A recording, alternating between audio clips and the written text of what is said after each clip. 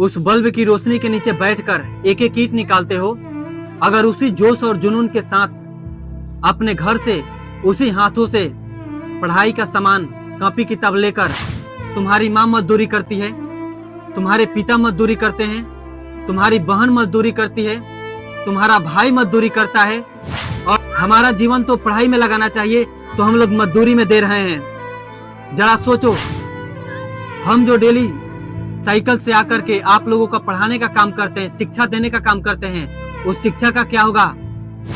कुछ तो बोलो, जरा सोचो। वक्त चला जाएगा और जो वक्त चला जाएगा वो वक्त वापस नहीं आने वाला है। 2 से 3 घंटे का वक्त देते हैं, ये किसके लिए देते हैं? आप सभी के पढ़ाई के लिए देते हैं। तो जरा इतना तो सोच सकते हो कि हम किस लिए आते हैं। जिस लिए आते हैं उस काम को करो, उस काम में आगे बढ़ो।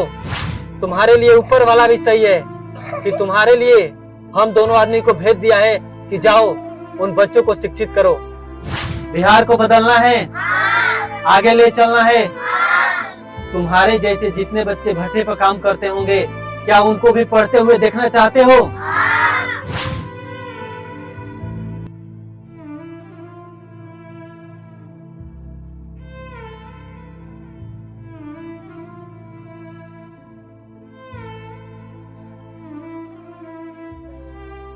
हम सब यहाँ पर पढ़ने के लिए आते हैं, लेकिन पढ़ाई तो होती है, लेकिन पढ़ाई हम जो यहाँ पर कर लेते हैं फिर घर पे जाके पढ़ना होता है, उसको सही से नहीं कर पाते हैं।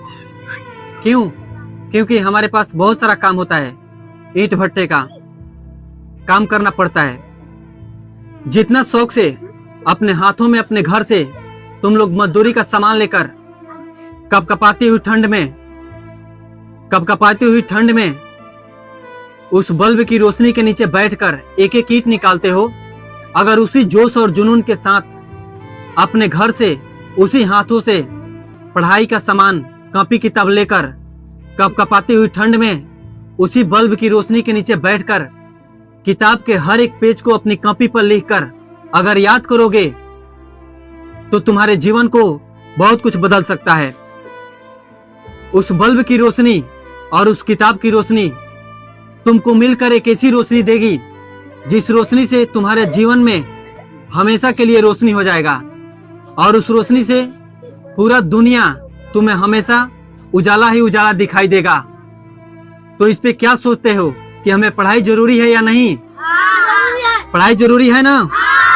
तुम सब जरा सोचो, तुम्हारे घर में तुम्हारी माँ मजदूरी करती है, तुम्हारे पिता मजदूरी करते हैं, तुम्हारी बहन मजदूरी करती है, तुम्हारा भाई मजदूरी करता है और तुम सब भी यार मजदूरी के पीछे पड़े हो।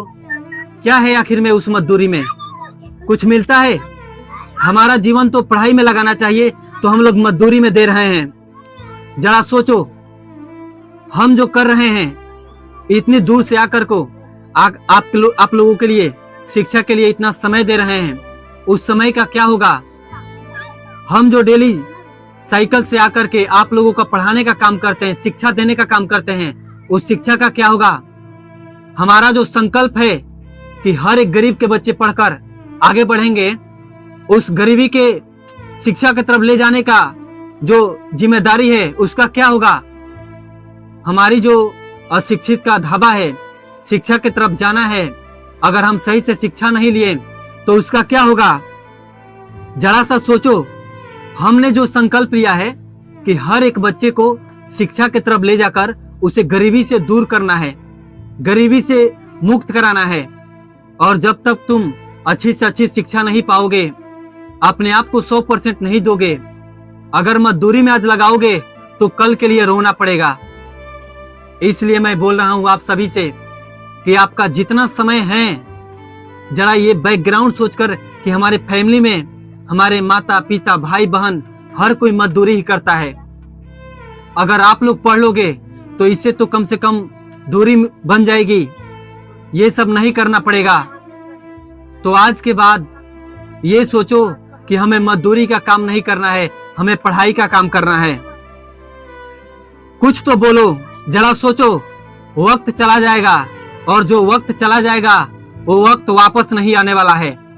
आज हम जो वक्त तुम सबके बीच में आकर दे रहे हैं। इतनी कपकपाती हुई ठंड में बैठ करके शिक्षित करने का काम कर रहे हैं। शायद ये आने वाला समय में ये वक्त हम तुमको नहीं दे सके।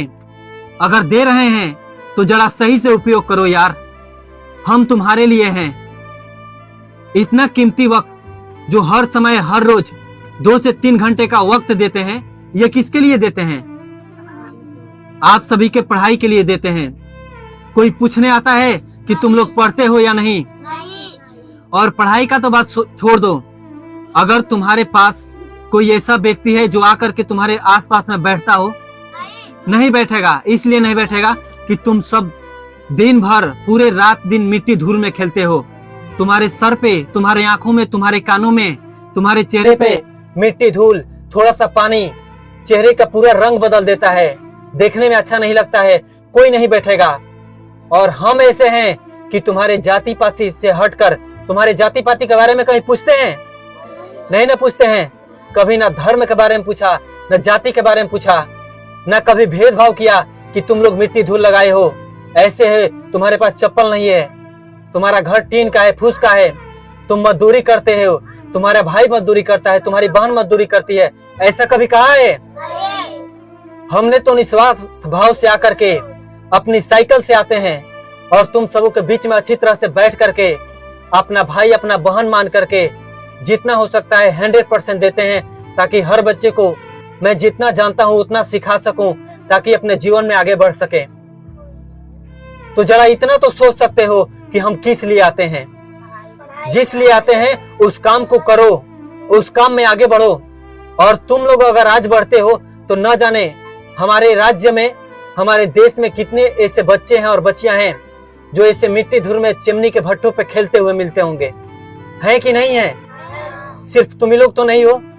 यहाँ से दूसरे जगह जाएंगे, दूसरे चिमनी पर देखेंगे तो वहां भी इसी हालात में छोटे छोटे बच्चे हैं। दिन भर बालू ढोते हैं, ईंट ढोते हैं, मिट्टी ढोते हैं। उन बच्चों को कोई समझाने वाला नहीं है। लेकिन तुम्हारा नसीब, तुम्हारा वक्त, तुम्हारा किस्मत, सब कुछ तुम्हारे साथ है। हम भी तुम्हारे साथ हैं। इसलिए साथ हैं कि तुम जिस चिमनी के ईंट भट्टे पर काम करते हो, हम वहां पे तुम लोगों को शिक्षित करने का काम करते हैं, पढ़ाने का काम करते हैं। तो जरा इतना तो सोच सकते हो कि तुम्हारा किस्मत सही है, तुम्हारे लिए ऊपर वाला भी सही है कि तुम्हारे लिए हम दोनों आदमी को भेज दिया है कि जाओ उन बच्चों को शिक्षित करो।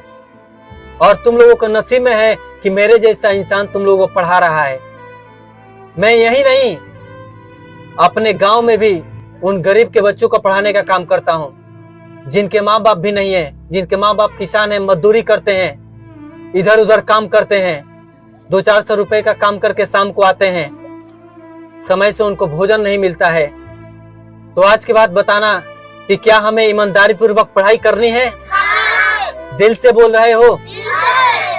हमारा जो समय लग रहा है 2 से 3 घंटे का, तुम्हारा जो समय लग रहा है 2 से 3 घंटे का, दोनों आदमी का समय मिलाकर कितना कीमती है? क्या इसका उपयोग सही से करोगे? ईमानदारी पूर्वक बोल रहे हो? बिहार को बदलना है, आगे ले चलना है।